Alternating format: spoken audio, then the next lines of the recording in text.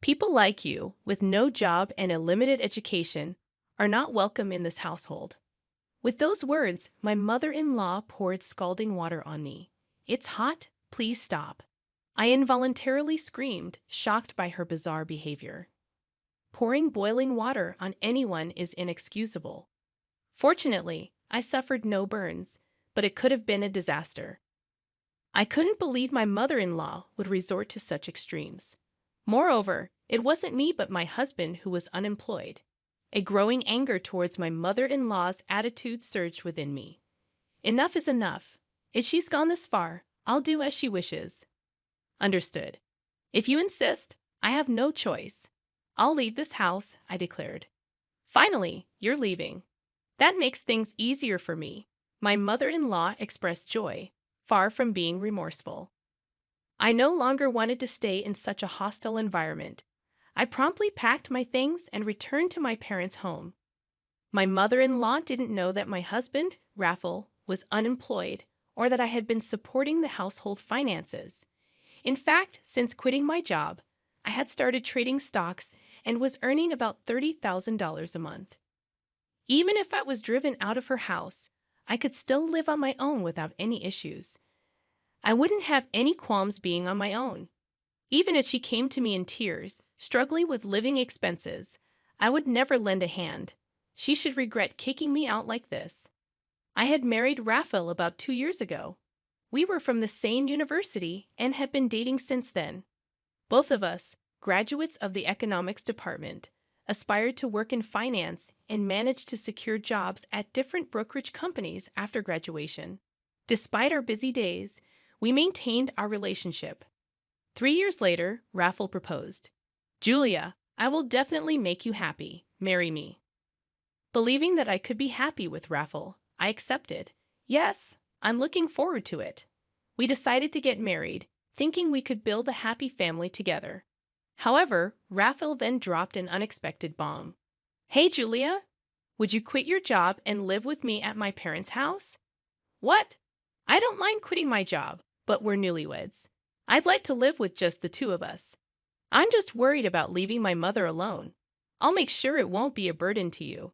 Raphael's father had passed away when he was in middle school, and since then he had lived with his mother. Being an only child, Raphael was concerned about her. Understanding his feelings, I agreed. Okay, I'll live with you. 2 weeks later, we moved into Raphael's family home. My mother-in-law, now able to live with Raphael, initially greeted us with a pleased expression. However, as soon as she looked at me, her expression clouded. She stared at me coldly, making it painfully clear that I was not welcomed. It doesn't matter. You didn't have to come here. What did I mishear? I thought I heard my mother-in-law muttering something under her breath, but I couldn't make it out clearly. I smiled and brushed it off. At this point, I began to feel a bit anxious about living with her. However, the day passed without any particular issues. The next morning, I woke up to the sound of my mother-in-law yelling at me. Are you still sleeping? Hurry up and prepare breakfast. When I looked at the clock by my bed, it was still before dawn, around 4:00 a.m., and it was still dark outside. I was surprised that she would demand breakfast so early.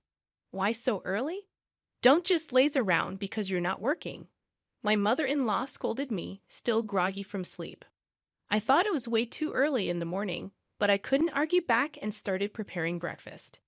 Even while preparing breakfast, my mother-in-law kept berating me. Hurry up! Why does it take you so long? You're so slow. After 30 minutes, breakfast was finally ready. I'm sorry for making you wait. You finally finished. Can't you make it faster? My mother-in-law complained again. I wanted to retort that it was physically impossible to do it any faster, but I just smiled and shrugged it off. What is this? This soup is too salty. What is it? I don't think it's that salty. What are you saying? There's something wrong with my taste?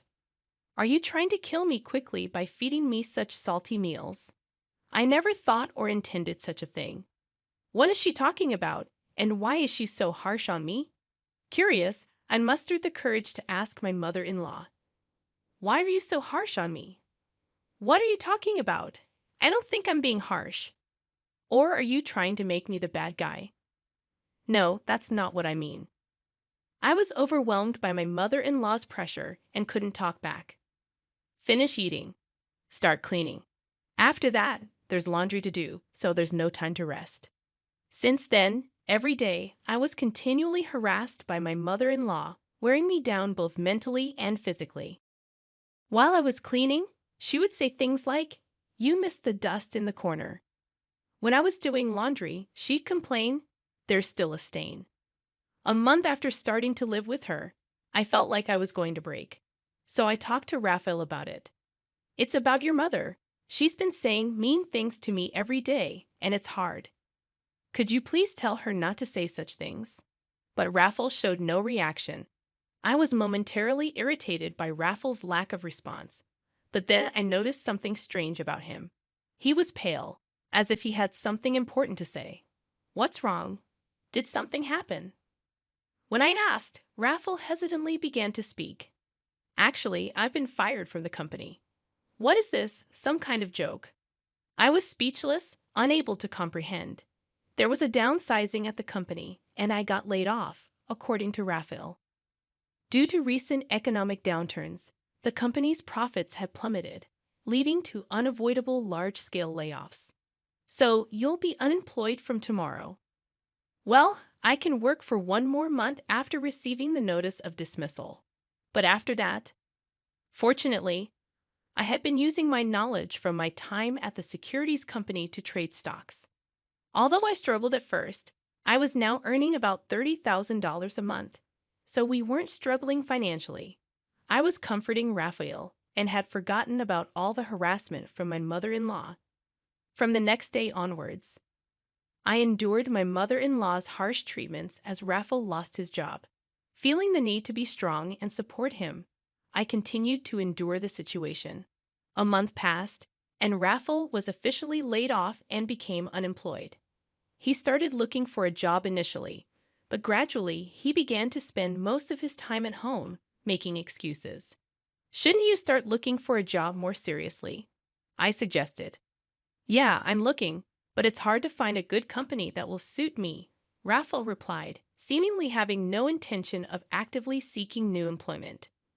Reluctantly, I continued to support our household. As time passed, the harassment from my mother-in-law intensified, and I grew increasingly exhausted.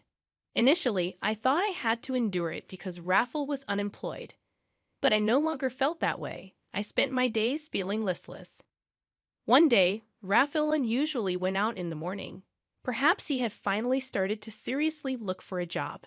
After seeing him off, I started cleaning as usual. "Make sure it's clean. Do it properly." My mother-in-law sipped coffee on the living room sofa, hurling sarcasm at me. Fed up, I ignored her. Suddenly, she threw a tantrum and yelled at me. "How dare you ignore me? You're just a mere daughter-in-law. You don't even have a job." Ignoring her, I continued cleaning. She grew angrier and confronted me. "Still ignoring me? Unemployed and uneducated people like you should leave this house." She yelled and then poured boiling water on me, the hot water she had prepared for her coffee. "It's hot. Please stop." I screamed involuntarily at her sudden action. Thankfully, the water wasn't super boiling hot, so I didn't suffer any burns, but it could have been a disaster. Finally reacting, she said, "This is what I've been saying. If you're not working, leave this house." She smirked as she spoke. Fed up with her behavior, I had no choice but to agree to her demand. "All right, I'll leave." "Good. That makes things easier. Leave quickly." I quickly packed my things and decided to leave that day. I no longer wanted to spend another second in that house. I left, heading straight to my parents' home. Upon arrival, my parents were surprised by the sudden visit, but welcomed me warmly. I waited for a call from Raphael, but there was neither a phone call nor a message. Feeling a bit lonely, I decided not to contact him until he reached out. A month passed since I returned to my parents' house, but there was still no contact from Raphael. My feelings for him faded, and I started considering divorce. One early morning, the doorbell at my parents' house rang. On the monitor, I saw, to my surprise, Raphael and my mother-in-law. What now, after all this time? I thought. Yes, what can I do for you? I've forgiven you. Now come back home quickly, she yelled through the intercom as usual. Forgiving me? What's she talking about? I appreciated her words, but I hadn't done anything that required forgiveness from her. After telling her that, I ended the intercom call, boiling with anger at my mother-in-law's attitude. However, they were persistent, banging on the front door violently. Don't just hang up on me. Come on, let's go back, my mother-in-law yelled. Considering the noise they were making could become a hassle to the neighborhood, I reluctantly opened the door, inviting my mother-in-law and Raphael inside after seating them on the sofa in the living room. I inquired about their unexpected visit, wondering why they were both there all of a sudden. It was my mother-in-law who had insisted that I leave, and now she was telling me to come back. The situation was perplexing, and I couldn't make any sense of it. You're the one who told me to leave. There's no way I can go back now, I asserted. My mother-in-law responded with frustration, accusing me of childish behavior and claiming to have forgiven me. She insisted that I return and stay in her house, even stating that she'd let me, an unemployed and uneducated person, stay there. But I'm not the unemployed one, it's Raphael. And if I go back, they'll take advantage of me every day. I might not be working, but what about your son, huh? I retorted. Raphael seemed surprised at this revelation. My mother-in-law appeared confused, indicating that Raphael hadn't informed her about his layoff. Pressed further, Raphael finally admitted to being laid off from the company. Apologies and explanations ensued, with Raphael justifying his actions by relying on my income for financial stability. My mother-in-law, shocked at the news, openly expressed anger toward Raphael for not finding a job yet. Why did you keep quiet about this? What are we going to do now? She scolded him. Raphael assured her that my income would suffice for the time being, causing my mother-in-law to label him as worthless for not actively seeking employment. Fed up with Raphael's excuses, I couldn't believe that I had ever thought of supporting him. When my mother-in-law suggested I come back, I vehemently rejected the idea, considering all the mistreatment I had endured. Their unexpected visit had turned into a heated argument, revealing the truth about my mother-in-law pouring boiling water on me. Raphael was shocked to learn about this incident and confronted his mother. Why did you do that? He asked her. She admitted to the act, attributing it to my ignoring her. The revelation sparked a heated exchange between Raphael and his mother, prompting me to intervene and urge them to take their arguments home. Realizing the impact of their loud arguments on someone else's house, my words prompted a change in their attitudes. Previously assertive and bold, they now pleaded with me to come back, promising that they wouldn't cause any harm again. Despite their pleas, I saw through their intentions. Raphael's promise to find a job seemed insincere, and my mother-in-law's assurance not to cause trouble appeared dubious. I voiced my skepticism, stating that their words were pointless and that they would only take advantage of me. Their silence confirmed my suspicions, and I left them in the living room, heading to my room, leaving them to contemplate their actions. When I returned to the living room 5 minutes later, they were still sitting in silence with their heads down. Frustrated by the prolonged silence, I questioned, "How long do you plan to stay quiet? It doesn't matter to me anymore." Instead of a response, Raphael signed something. I had handed him a pre-filled divorce form with my name on it. Surprised by the document, Raphael looked utterly confused. I bluntly explained, "Can't you see it's a divorce form? I'm done with someone who won't find a job and didn't even contact me after I went back to my parents' house." "Do wait, please. This is too sudden," Raphael protested. I found his stubbornness irritating, as he seemed oblivious to the fact that his actions were the root cause of our problems. Unmoved, I affirmed, "I've made up my mind. My decision to divorce you won't change, no matter what you say." Raphael, still in disbelief, questioned if divorce was too harsh. Coldly, I responded, "I don't think so. It's your fault." I directed the same coldness toward my mother-in-law, who was partly to blame. Resigned to the situation, Raffle signed the divorce form, warning me not to regret it. However, I felt a sense of relief and I asserted that the one who might regret it was Raffle. I'll submit the divorce form. I don't want any compensation. Just go home, I declared, finalizing my divorce from Raffle. Though it may have seemed harsh, it was necessary to escape the harassment from my mother-in-law and Raffle's unemployment. 2 weeks later, while relaxing at my parents' house, I received a call from my ex-mother-in-law. She informed me that the electricity and gas had been cut off and questioned if I had done something. I explained that I had stopped paying for Raffle and her living expenses. Hoping for my assistance, she asked if I could cover it just for the month. I found her request absurd, considering we were no longer a couple and didn't live together. I firmly declined, suggesting she ask Raffle for help, as he had promised to find a job. Unable to comprehend my refusal, she pleaded for help, playing the ex-wife card. However, I remained firm, ending the call and blocking her number. Finally, I severed ties with both my ex-mother-in-law, who constantly harassed me, and Raffle, who had proven to be unreliable.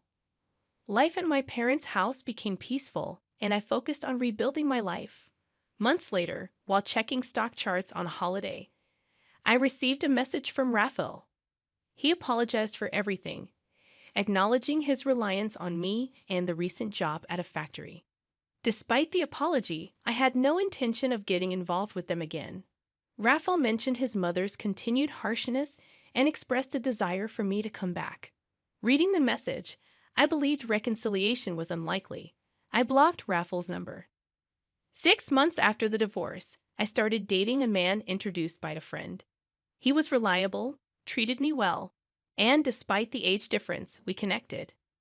While marriage was not on the immediate horizon, I cherished the happy times we spent together, focusing on the present and leaving the past behind.